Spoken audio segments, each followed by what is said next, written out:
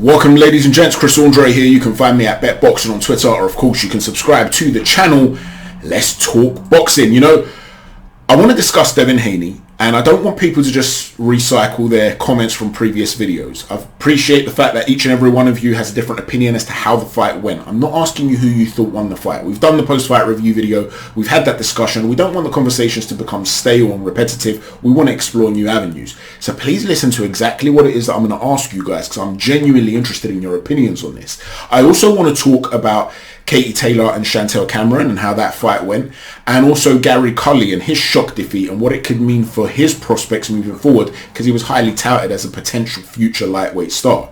We'll start off with Devin Haney, and the question I want to ask is about his psychology and how he will interpret what is going on around him and how it will affect him. You have to understand, when he beat George Kambosos, he didn't get the credit he feels he deserves. He feels Kambosos was a very good fighter, and he went over to his home country twice and dealt with him, and he should have been put on a pedestal for that. And instead, a lot of people have been saying, well, Kambosos isn't really the real deal. You're not a legitimate king. So his attempts to beat Lomachenko were an attempt to consolidate that power. And he feels as though he's gone and conquered this new land, and he's come back for a king's procession. And instead, when he goes to address the court, he realizes that the court don't see him necessarily as a legitimate king. And I want to ask you, how does that affect Devin Haney mentally moving forward? Is this going to keep that chip on his shoulder, which is going to keep him focused and wanting him to overcome obstacles and silence the doubters, and thus it will help him? Or are we going to see a situation whereby he thinks to himself, nothing I can do is ever good enough, and he's going to start feeling sorry for himself? Or is it a case where he's going to start doubting himself and having confidence questions? And I'll tell you why I say this. The last time I saw so many top level fighters come out and speak out against a result that was for a star was when Canelo fought Golovkin in the second fight. At the time, they interviewed 59 ringside observers, former fighters, boxing journalists, pundits that were there ringside. And of those 59 people, and I will put the link of this in the description box below, 40 felt that Gennady Golovkin won the fight, 17 felt that it was a draw, and just 2, Michelle Rosado, Raging Babe as she's known on Twitter, and Graham Houston of Boxing Monthly felt that Canelo Alvarez won the fight. Everybody else felt it was Golovkin or a draw. They also did the average fan scorecard. They polled 1,773 fans for their scorecards, and they tallied up an average, and that came to 116, 113 in favor of Gennady Golovkin. But since then, the narrative has changed, hasn't it? Since then, all you hear about is Golovkin won the first fight, but I felt Canelo won the second. The narrative's changed. The narrative could change for this fight too. In years to come, as Stephen Edwards, the trainer breadman, has said, people could change their view on this, or just push a different narrative, because that's written down in history, and promoters are going to want to promote Devin Haney in big fights. Even promoters now like Oscar De La Hoya, who is sitting there saying there's no way that Devin Haney won this fight. If he wants to build up a big fight in future between one of his own fighters, say Ryan Garcia and Devin Haney, you could have a position where he's saying the winner of this is definitely the #1 lightweight in the world. You wouldn't have been saying that if Lomachenko was fighting Ryan Garcia though. So narratives can change. But in this moment in time, what Haney is exposed to is this criticism that he lost the fight. You've had the likes of Shakur Stevenson, Bud Crawford, Robeisio Ramirez, Jermaine Ortiz, Paulie Malignaggi, Keyshawn Davis, Ryan Garcia, De La Hoya, Ugas Linares Prograis, Amora Calyafai, Luke Campbell, Maris Briedis, Ishii Smith, Hitchens, BJ Flores, all come out and say that they thought that Lomachenko won the fight and that the outcome was wrong. Tony Jeffries is saying that he was in a WhatsApp group of 30 plus fighters and former England internationals and pro boxing champions, and they all felt that Lomachenko won the fight. And to just give you a little bit of an insight here, he was an Olympian back in 2008. So you're talking about the sort of cohort that included David Price and Frankie Gavin, Billy Joe Saunders, James DeGale. So it could be those sorts of guys that he's still friends with, those sorts of people that have given this opinion. The only fighters that I've seen that have come out and that have said Devin Haney won the fight are people like George Kambosos, Zab Judah, Anthony Yard, and Audley Harrison. They're the only 4 I've seen. Now, with those 4, some of them, there's a little bit of an asterisk. And I'm not saying they're wrong, right? You can be biased in this situation. Paulie Malignaggi's had his beef, say, with Devin Haney. So people can say, well, his opinion's biased too. You can have your biases and in terms of who you want to win a fight, but you might still be genuinely honest about how you saw the fight play out. But the reason it's important to notice the asterisk, so to speak, by their names is because you have to ask whether Devin Haney himself believes them, right? So Zab Judah's father, Yoel, is in the corner of Devin Haney. So he's not going to come out and say, yeah, Devin lost that fight. It's very unlikely, right? George Kambosos, it's in his best interest for Devin Haney to be a dominant force. When Canelo Alvarez lost, he got schooled really very early in his career, green Canelo Alvarez, against Floyd Mayweather. It's Floyd, one of the greatest fighters of all time, one of the best of his generation. So in a way, it's almost like you're looking at it and you're saying, okay, that was a very special talent. He's going to learn from this. He's going to improve. He's still in a top level fighter. He can become elite. That's how Kambosos wants to be thought of. If Haney loses to Lomachenko, well, you got schooled by a guy who's not even the best in your division. So it suits Kambosos, right? He has a vested interest. In addition to that, the Kambososes and the Haneys have developed a good relationship, despite all the beef they had in the build-up to that fight. So there's an asterisk there as well. Anthony Yarde and Audley Harrison are, there are no asterisks there as far as I'm aware. There are no connections. Anthony Yarde just felt that he won the fight, fair enough. And Audley Harrison is a former Olympian, of course, but you have to ask yourself, how much is Devin Haney aware of Audley's opinions? Would he have even heard that Audley Harrison left a comment on Twitter to say, yeah, I actually thought Devin Haney won the fight? So when you're looking at it from Devin Haney's perspective, he would have been surrounded by a whole bunch of voices that are saying, I don't believe that Devin Haney won this fight. In addition to that, let's consider the general consensus that's surrounding this. Regardless of what you think, regardless of what anybody else thinks, we're talking about the general consensus, what it is that he's surrounded by in terms of the noise around him. I myself, okay, I run a boxing channel. It's not a big boxing channel, but I did a Twitter poll and 431 votes came in. So there's a decent source pool there to start to gauge a view as to how people felt the fight went. And I asked, who do you feel won the fight? 69.1% of people felt that Vasyl Lomachenko won the fight. 11.4% felt that it was a draw. And 19.5% felt that Devin Haney won the fight. In other words, based on my poll, less than 1 in 5 people felt that Devin Haney won the fight. And in order to get a differing view, I also sought out an African American perspective, just to see how perhaps a lot of Devin Haney fans would have been seeing it.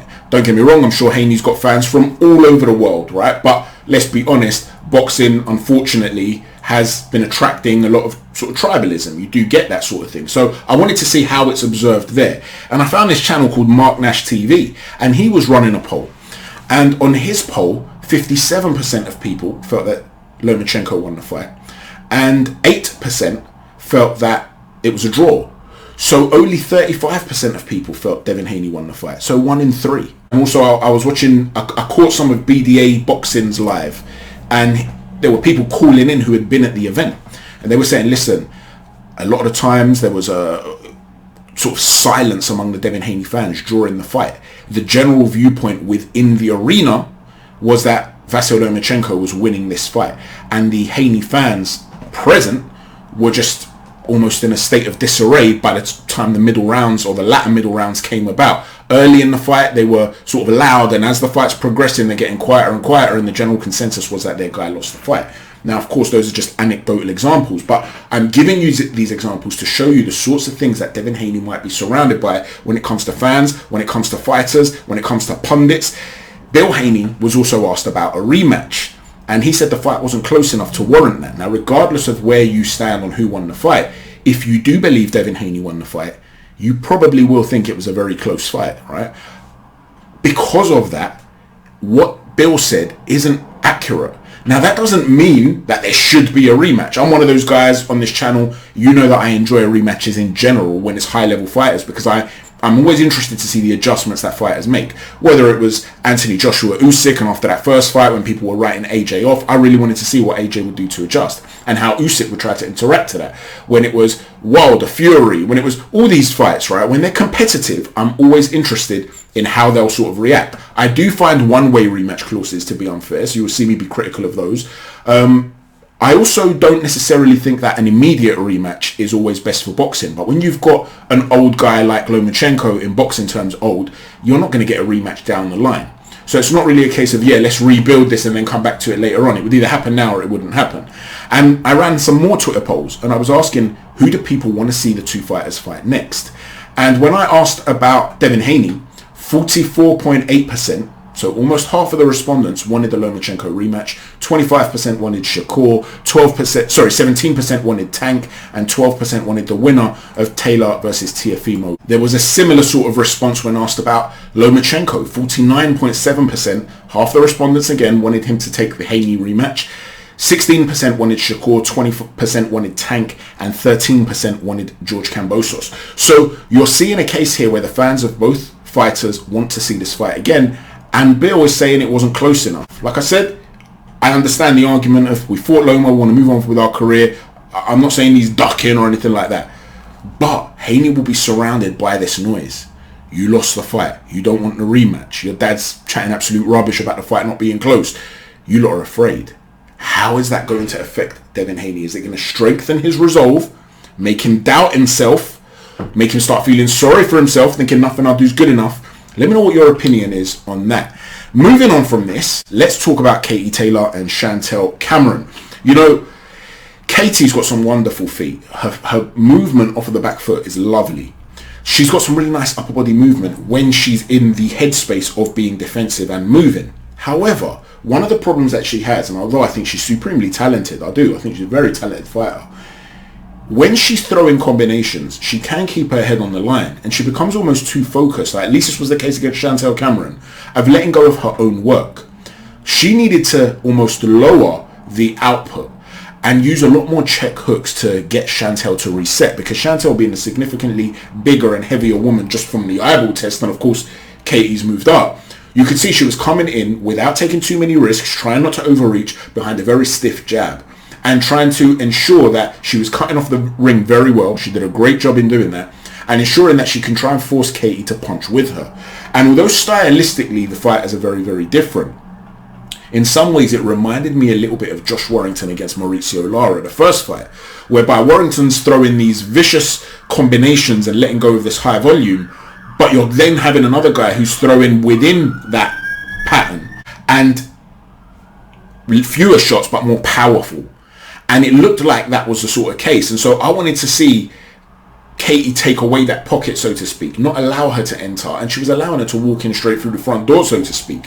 You've got to be getting her to reset a little bit more if you're Katie Taylor. I would have liked to have seen a stiffer jab to the solar plexus, work that body, just make Chantelle a little bit more tentative about just walking straight in. Because although she was doing a great job of cutting off the ring, Katie was moving back far too often. And there were occasions where she was using a check hook and it was really good stuff.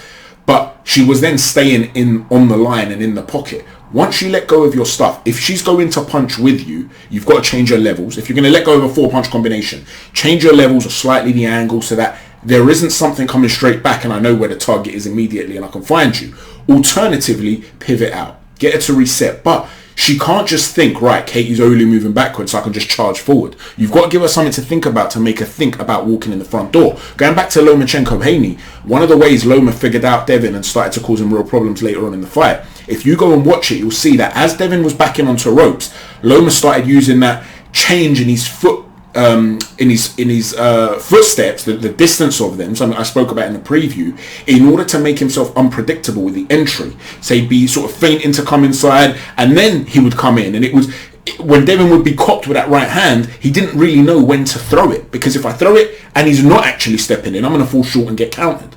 And that's what Loma started to do to Devin, and really he had a lot of success early in the fight to the body, did Devin Haney, with the right hand, but to the head you didn't really see many right hands. They didn't have any success there. Loma took that away from him, and that's how you take it away. You want to create an inconsistent pattern, and Katie wasn't really doing that for me. So it was a great performance from Chantelle Cameron. You can see she's the bigger woman. She got her tactics spot on though, because being bigger, being stronger, being more heavy-handed, stuff like that, it has its benefits. Of course, size matters, but there's also a trade-off to that, and that can be that you are slower, and she does have slower hands, and so you've got to get your tactics right, and she did. It was a great performance from Chantelle. There's talk of a rematch, and Katie Taylor's been saying she wants to go back up and fight her, and Chantelle was saying, no, if there's going to be a rematch, I want to do it in the weight category below. I've had enough of putting my belts on the line. So since we are talking about psychology here, let's also ask ourselves about that. We've seen Canelo and Bivol arguing about who's going to go to whose division, and they seem to want to go to each other's division to fight. Is this a case of fear of risk taking for her to say, you know, I don't really want to be putting my belts on the line. Is that a case of, no, listen, I want to have something secure in case I lose this fight? If so, is that conducive mentally with winning the fight? We know CHANTELLE CAMERON didn't want to have Shane McGuigan ringside. Are there question marks about Chantelle's psychology? If there were, could she go to the bear's pit, the lion's den, so to speak, like she did in Ireland, and still perform the way she did? She seems mentally strong on one hand, and on the other hand, I have certain questions. Let me know what you think about that. In terms of Gary Cully, listen, highly touted prospect, but I want you to look at this little comment that I put up a few months ago about Gary Cully. I think the one area that he's got as a potential problem, there were times where he was poking his jab and then pulling out quickly, and the right hand was then whizzing past his face. So he was aware of the potential threat of throwing a right hand off of his commitment to the jab. But there were also moments where Vera was landing that right hand over the top. In other words, his hands are so long, sometimes he will overreach. His weight will go over that lead foot before he then seeks to pull out. And they're so long, his arms, by the time he resets, there's a moment in between that where you can land something on him. He walks forward, Felix. No care in the world. Oh, and if you notice, he was overreaching slightly and he got caught. He was countered off of him trying to throw that jab and then step in behind another shot, because he's overreaching, he's leaning in too much. You know, he was being praised by Andy Lee for the bounce. You know, he likes to bounce on his feet, and while it looks good, and there are some times where it really does help a fighter to fight out of a bounce, especially if he's particularly fast and he alters the entry and exit point based on the bounce of his feet. However, generally speaking, for the majority of people, when you're not a Manny Pacquiao, when you don't have the incredible ability to change direction really, really quickly, a bounce provides a tell. If I'm bouncing in and out, right, and I'm thinking, when am I going to come in? When am I going to come in? I'm going to tell you now, hit my hand. When are you going to hit my hand? You're not going to hit my hand when I'm here. You're going to time it. You're going to see when I'm coming in. When I come in, you're going to meet it, right? There's no need to be bouncing if you're Gary Cully. Put your weight onto that back foot against a guy of that nature who's smaller, looking to move around the ring to lure you in. He wants you to take risks. He wants you to overreach. These are the little things when it comes to ring IQ, because Cully's got really good potential. He does punch hard, and he's massive at the weight. He's a very tall guy at the weight. Now, there are question marks as to how he makes the weight. That can affect things like durability. Maybe on another night he takes that initial shot where he's countered, and we don't really, you know, we talk about the fact that, yeah, he got caught 1 or 2 times, but he was fine. Maybe that's how we talk about it on other occasions. But this was a guy who was a puncher. He had a good record in terms of his knockout ratio. You shouldn't really run red lights like that. Lower your level a little bit, you know, bend the legs slightly and keep him long. Use that approach that was used by JUNTO NAKATANI at the weekend against Andrew Maloney. Devastating knockout. You could see he was very, very good with his distance control, but he kept himself quite low almost at times, and he was meeting Andrew Maloney with long punches, and Maloney actually had a good game plan. His coach was asking him to try and get inside, bypass the first shot, then bump him with the body to affect his balance and then go. Very, very good. That's the sort of thing I would have told him to do. Sometimes you're just in against the guy who's got too much for you in terms of his offensive arsenal. And if you look at what he was doing, he was having some success with uppercuts was Nakatani, and at one point he ducked down and he was almost shaped as though he was going to throw an uppercut. And from there, instead, he came over the top with a shot, and that little misdirection was devastating, and it was a horrible knockout. And thank God Andrew Maloney is okay. You know, we don't want to see anything negative happen to any of the fighters out there. The point I'm making here is that you've got to make yourself unpredictable. You've got to set traps, use your height intelligently to lure guys onto shots. You don't have to go chasing after them. Maybe that bear pit atmosphere got him too excited. He wanted to put on a show for his fans. He got a little bit greedy. He didn't think about it. But because, like I said, I've mentioned this in the past, I do think it's something that needs addressing. His understanding of what the opponent wants him to do, the understanding of spacing, the understanding of shifting his weight over his right foot can put him in a position where it takes longer for him to reset. Don't give gifts to guys. You've got a lot of natural gifts. You're very talented. You hit hard. You've got real potential in the future.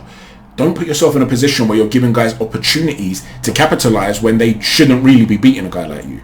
Let me know what you think, ladies and gents, about all the things we've spoken about today. I'm particularly interested in the Devin Haney situation regarding his psychology moving forward. Let me know what you thought about Katie Taylor and Cameron, and why Cameron wants to go down in weight. Do you just see it as her wanting to collect new belts and make a legacy at a new weight? Or is it a case of her not wanting to take a risk? And how do you judge that psychologically? And also, let's talk about Gary Cully and his future. Do you think this guy can get to the top, or is he, as some people have been saying, a hype job? I think that's very harsh. The guy got caught. It happens. But let me know what you think, ladies and gents. Please don't forget to hit a stiff jab on the like button, a right cross on the subscribe button, and an uppercut on the notifications button. Take care, everyone. God bless.